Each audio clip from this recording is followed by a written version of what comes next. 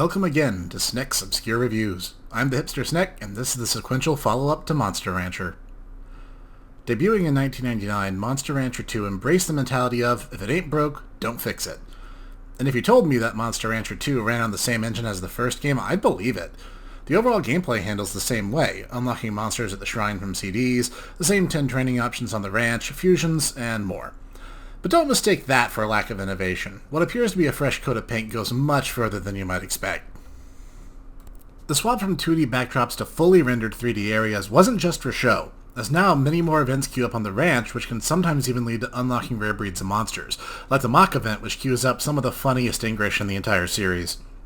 On top of that, health as a stat now serves more of a purpose. Rather than a set, limited number of moves per attempt, expeditions now hinge on your monster's HP, boosting the amount of time you can spend exploring for every increment of 70 your monster has on the life stat. This, coupled with the fact that monsters no longer get lost, makes exploration much more engaging and, on the whole, they feel like far less of a time sink now. To say nothing of the fact there's so many new breeds in this installment, and the game really encourages you to try raising each of them. It's everything a sequel should be, refining a core concept and building on it in every way. Training your monsters still feels great, now even with the fully rendered training animations rather than sprite work of the first. The month-long training is now much more dynamic, with cutscenes that play, changing week to week as they progress through each. It makes the entire game much more cinematic. And the sheer number of technical improvements is mind-boggling. Like some monster breeds have attacks they can only learn if they have a good or evil-aligned personality, or certain sub-breeds, making it all the more advisable to pick your partner monster carefully. Also, for those baffled by using L1 and R1 to move your monster in battle, never fear, as it's now just left and right on the control pad that will serve that function going forward.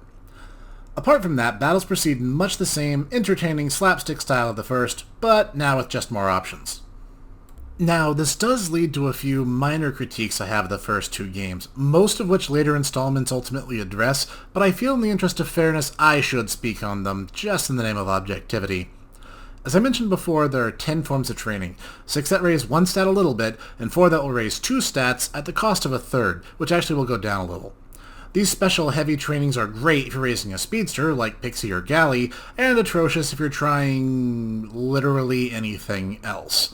One of the trainings for tanks lowers skill, which is a stat that every monster needs. It's what's used for attack accuracy in combat, and the other lowers speed, which monsters like Hare, for argument's sake, use as well.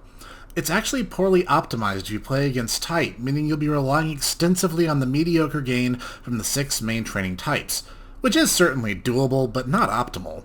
And this is a huge shame. Monster Rancher 2 actually introduces really cool tank-type monsters like Baku, Arrowhead, and Zilla. It's not that they can't work, it's that it feels pretty unfair to those types when it makes certain others just better with no real competition. Not helped by the fact that, for whatever reason, the game continues treating HP like it's a vaunted and viable defensive stat, and it isn't. At best, it's a supplement. And my other major complaint would be the tutorials are still awful. You get a one-time chance to ask your assistant, Colt, about some basic stuff, but no one tells you what to really expect when you start your playtime into the game, and once you get started, that entire menu of questionably translated answers will disappear from your reach, and you don't even get them in context. And while a true game over in Monster Rancher is more of an Easter egg than a looming threat, stewing in mediocrity with no ideas on how to improve can be equally a frustrating place to be. This is the threat of an open-end life sim game. You just gotta take the lead and find out the hard way, especially where risks are involved. But please, don't take this like I'm not recommending the game. I totally am. Monster Rancher 2 is harder than the first game, no doubt, but it's harder for the right reasons. In the first game, it was easy to sidestep difficult situations, and there were numerous exploits a player could use to ease the burden of raising monsters. Monster Rancher 2 offers no such cheat codes and forces the player to be better for it. If you want to find all the secrets, you need to experiment a lot of different types of monsters, and sometimes you just have to abandon common sense. Would you, under normal circumstances, feed your monster nothing but cup gelatin snacks every month in order to obtain specially marked lids and mail them off for a wooden doll? Well, that's what you have to do if you want to unlock Duckins. Some of these tricks are less cryptic, though. For instance, raising a healthy hopper during winter, it will randomly dig up a hot spring on your ranch once it's the right rank. This is actually a prereq for unlocking 2 other completely different monster breeds. Of course, the game isn't going to tell you any of this. You'll have to figure this out for yourself. Further, in battles, the enemy stats trend on the higher side as well, with the infamous Oakleyman Gaboo being the bane of many ranchers' existences. Despite that, the game is firm but fair, and that itself is a good summary of the game. It's deep, it's challenging, and it's inviting you to give it your best shot.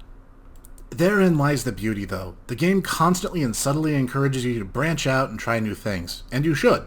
You can find what breeds and what tactics best suit your style. In short, if you liked Monster Rancher the first, you'll love Monster Rancher 2.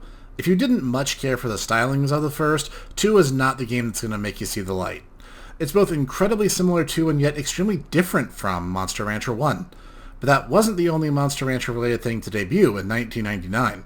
There was another major step forward for the franchise, the anime series.